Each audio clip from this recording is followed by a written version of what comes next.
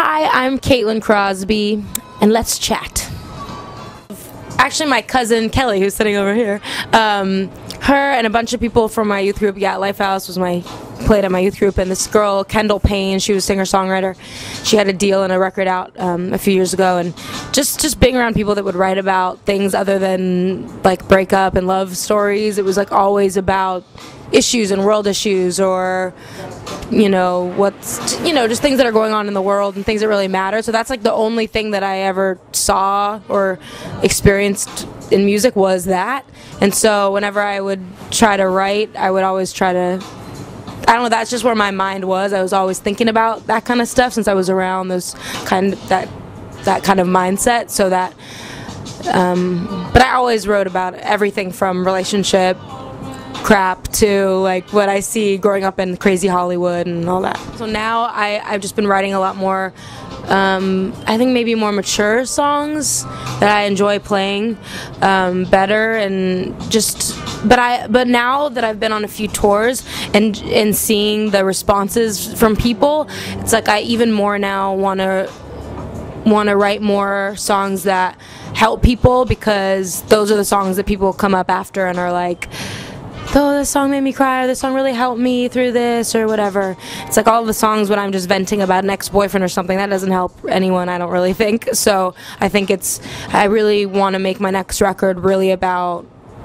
more issues that I'm passionate about, that hopefully will help people. So I started this website called loveyourflaws.com with a Z, and I wrote a lot of my album about women's body image issues and everything, and that's my biggest passion, just growing up in that world of being surrounded by vanity and vain everything and airbrushed everything, and like perfection being the thing that everybody wants to attain in LA. And so in creating this website with a girlfriend of mine who's an actress, I just started going around the country taking thousands of pictures of people holding up these signs, these love your flaws signs. So they say anything from like cellulite happens, or my freckles make me unique, or my acne makes me who I am, or stretch marks are the like real mark of a woman, or being bald is hot. And just seeing the YouTube responses and the Facebook and MySpace and emails, and it's like hundreds of, especially women, saying like, this has changed my life, and your album has helped me so much through A, B, and C, and makes me feel better about myself, or I'm so yes, I was always trying to attain this image and look like the magazines, but now I'm, blah, blah, all that kind of stuff. So just the more and more I get positive feedback about that, that just makes me want to keep doing this, and makes me feel like, okay, I went through whatever I went through in my life about this issue and struggles or insecurities for a reason, because it's been being used to help other people. So this one girl came up a couple weeks ago, and she said she had a scar, a really, really gnarly scar on her stomach, and just that she was really insecure about it, and with guys, and not letting them get close because of that, and then she said she's just been watching the video over and over and over to try to like reprogram her brain that it's okay, and that she will be able to find somebody that loves her.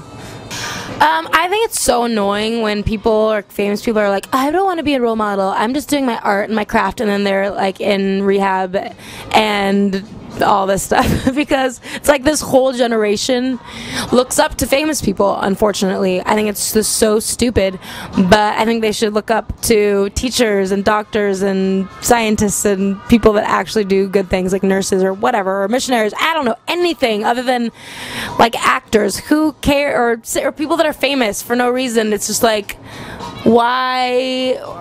Who cares? I don't know. And then whatever it is, if they're in rehab or drug addicts or whatever, it's like that. Then our whole generation's like, I want to be like them, or that's normal and that's cool.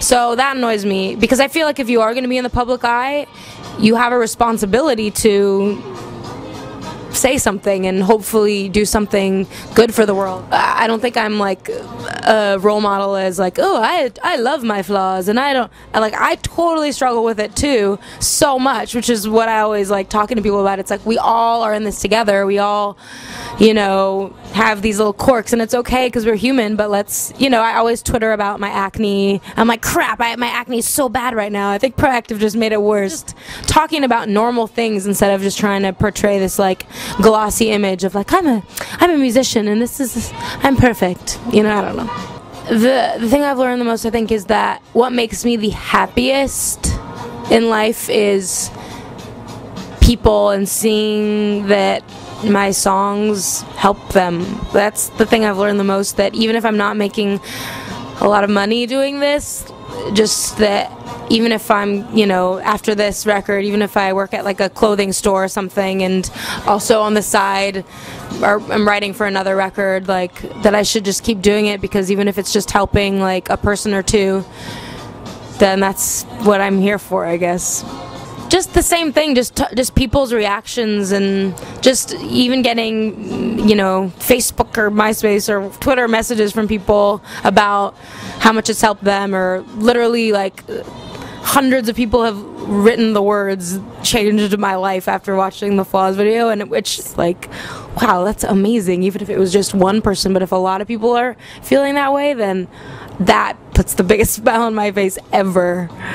I've never answered this really, because usually people don't ask about faith stuff, but I was honestly really back and forth and struggling with my faith. I was a philosophy major, even though I didn't finish college, but I just love that topic, and I love like what is the point of life, and thinking about all that kind of stuff, and for a while I was confused, and I just went through a breakup, and ever since the breakup, just like a month or so ago, I feel like my faith is so much stronger than it's ever been, and I feel so grateful that I went through that, because, and being around Jason Castro and his wife and the musicians that we're sharing a van with, like they're just seeing them and their faith and the joy that they have and how they apply it to their life and relationship, it's just been so inspiring. And just I literally feel like I have a whole new faith, because I feel like it's a miracle that I feel as good as I do after a breakup,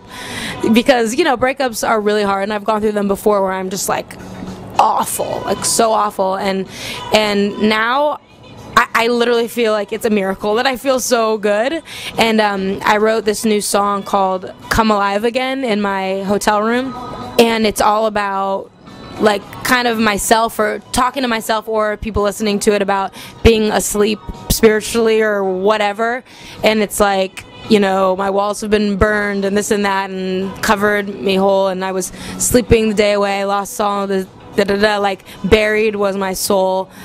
But not to get all Christian on you, but it's like buried was my soul, but he carried it all. So in the chorus is, so come alive again, come alive again, come alive, my friends, come alive once again. And then it's like, you know, and then the bridge says, so pick your feet off of the pavement.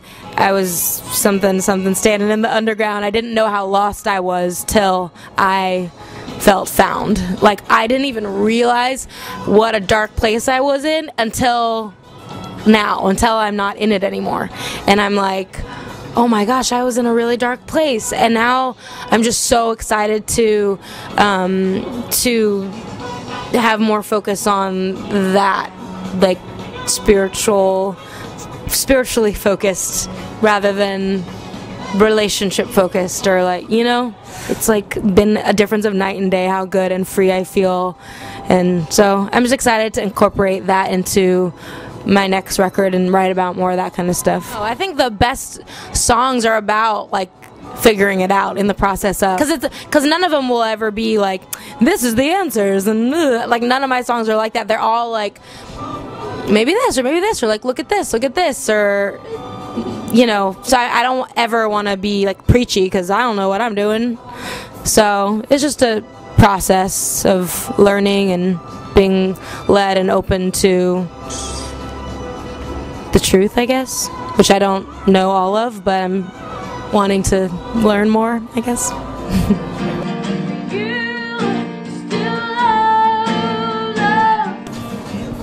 You can see my little British ring, because our family's from Liverpool, so I'm representing. Represent!